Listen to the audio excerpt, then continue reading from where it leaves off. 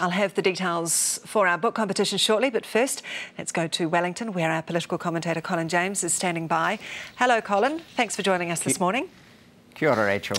Kia ora. I want to start, if we can, with the interview that we did with the Environment Minister, Amy Adams.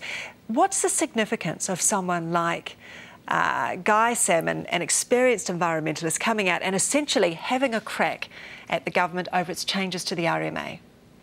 Well, I think it is significant. Guy Salmon was a founder of the Blue Greens, or the Progressive Greens, I should say, and the Blue Greens, which are a ginger group within the National Party. And for him to say something like that is quite significant and indicates the degree to which conservationists, the moderate conservationists and environmentalists, are now bothered about the direction the government's taking.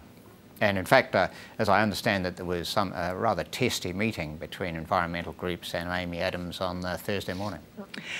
The Land and Water Forum, which we've discussed before, has achieved a level of collaboration, if you like, on the issue of fresh water, which, you know, really is no easy feat. Is the government at risk here of looking as if it's riding roughshod, if you like, over a democratic process? Yeah, well, there are two criticisms that people have made of the government's approach. It's actually a very interesting document, the water document, and it's a very interesting process, as you said, getting 58 groups ranging from environmentalists through iwi across to farmers and industrialists agreeing on a document was an extraordinary achievement over 3.5 years. And broadly speaking, actually, the document that, or the discussion document, broadly speaking, follows that. And as I understand it, a meeting of the Land and Water Forum on Thursday was broadly happy with the track that the government's following on it. So in terms of reflecting that report, the government, by and large, is on track with it, at least according to the Land and Water Forum, at least according to the version that I was given.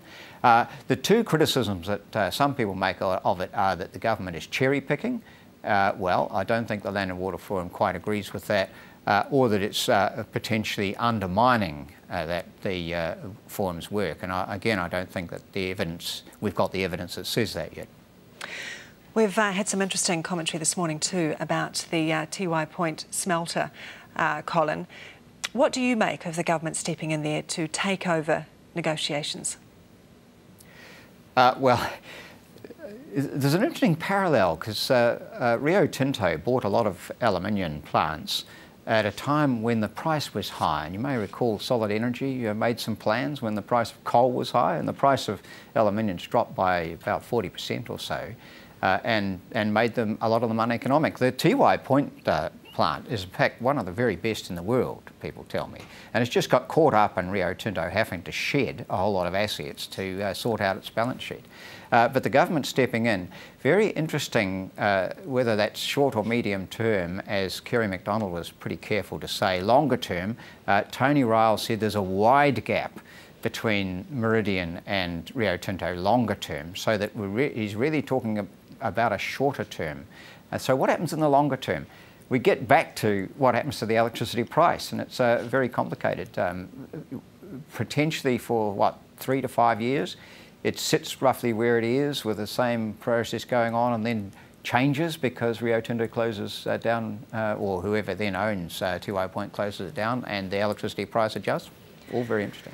And what's at the core of this, though, in terms of the government stepping in here? Is it purely the fact, really, that, you know, Mighty River Power is likely to float in May, and the impact could be enormous, really, if something goes wrong? The impact could be significant on the yield on the shares, yes, and nobody quite knows. Nobody knows what the government's going to do with Tiwai Point. Nobody quite knows what happens when Tiwai Point closes, if it does, and what that does to the electricity price, and therefore the yield on the Mighty River Power shares. There's also the issue of can Meridian be sold? And I presume Genesis is number 2 in the line later this year. Can Meridian be sold next year in these sorts of conditions? And that calls into question the program as a whole, just how rigorous it now is as an asset sell-down program.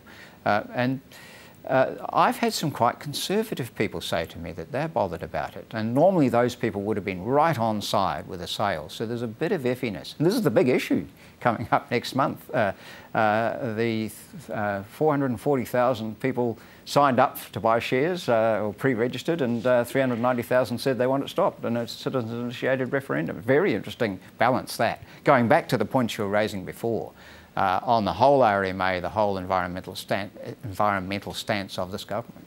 And of course, while we've got all these major issues going on and changes to the RMA and whether Tiwai Point Smelter can carry on in its current form and the government stepping in to negotiate, we have what looks like a complete shambles in the House this week, and the Speaker accused of not being able to control the House. What do you make of what you saw at question time this week?